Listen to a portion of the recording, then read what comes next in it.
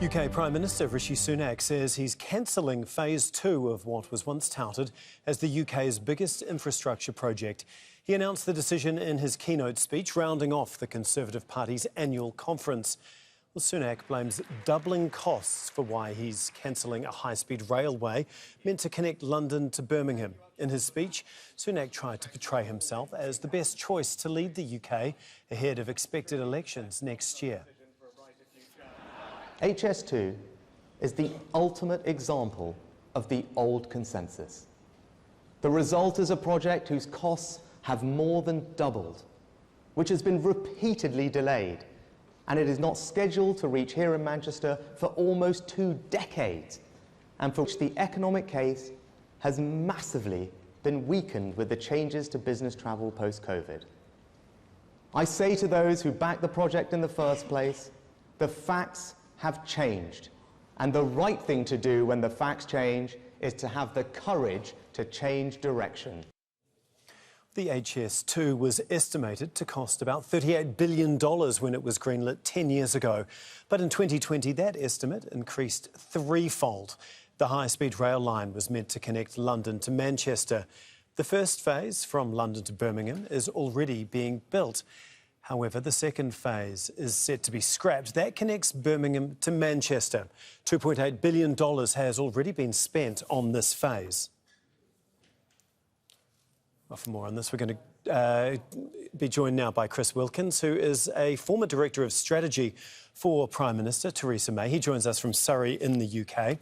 Thank you very much for joining us on Al Jazeera, Chris. We'll get to the HS2 in just a moment. But is any of what Rishi Sunak had to say here actually going to make a difference for him personally as leader? Do you think it's shifted momentum back towards him? I think it's a big gamble the Prime Minister has taken today. What he was trying to do in his big conference speech was set really the question that he wants people to have in their mind when they go to the polls in the general election next year. He wants to make that question really a question about him. He wants people to ask themselves if they want him to be Prime Minister or his opposite number, the Labour leader. And what he can't afford for that question to be is, do you want another term of a Conservative government? Because the Conservatives have been in power for 13 years, and he knows if that is the question people have in their minds, then they'll answer no. So he's trying to say, look, I'm not a typical Conservative, I'm different. This is about me, and choose me to be your Prime Minister. And that's what he set out today. I think the challenge for that is that after 13 years of being in government, it's very, very difficult to do. It's very difficult thing to set yourselves up as the change candidate as he's trying to do.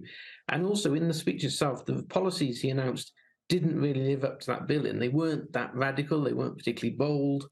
And so I'm not sure what he was trying to do would actually have succeeded in the speech he's given. You're a former Director of Strategy for another Prime Minister, Theresa May. I mean, what would your advice be for him over the next 12 months or so leading up to the election? Well, it's a strange choice he's made. You know, elections basically you go into and there are two ways of doing it. You either say, look, I am the change candidate, the country wants change, that's me. That's the decision Rishi Sunak's made. The alternative is to say, actually, you know, things are going okay, we're moving in the right direction, stick with me. And the likely context for the general election next year is that we've had very difficult economic circumstances in the UK this year, but next year it is expected the economy will be improving and things will be starting to feel a bit better. So you would have thought the logical thing strategically to do is to take that approach and say, look, actually, I know it's been difficult, but stick with me. We're moving in the right direction. Don't throw everything out now because you don't know what the other people will offer. Now, that's not the choice he's made. He's chosen to be the change candidate. OK, that's fine. But if you're going to do that, you have to have policies and proposals that live up to that billing. And I just don't think they've been there today. There are big challenges in the United Kingdom that the government faces, but he's not actually addressing those. And the policies he's talked about today are really quite small things, which aren't really the things that are people's concerns. So choose a strategy, either be change or don't. But whichever you do, you've got to have the policies that live up to it. And I think at the moment he's probably falling between the two.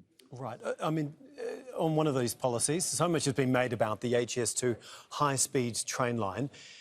In your eyes, has he made the right decision here?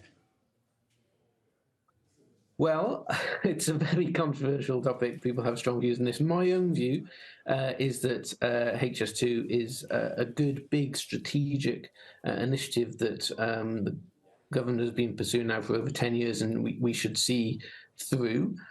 So I think it's a shame that he's made the decision he has to have scrapped it. But it's not something he's ever really believed in, and he's scrapping it and inputting the money he's saving, which is about £36 billion, into more specific localised transport schemes. Now, I think that's a good short-term thing to do because it means people might get a sense of money being spent in their area ahead of the election. But HS2 was actually also about encouraging investment into the United Kingdom, creating jobs, and demonstrating that the United Kingdom is a sort of forward-looking country. And I think having now rode back on that, I think the message it sends is a very bad one. OK, thank you so much. We'll have to leave it there. That is Chris Wilkins, former Director of Strategy for Prime Minister Theresa May. Thanks so much.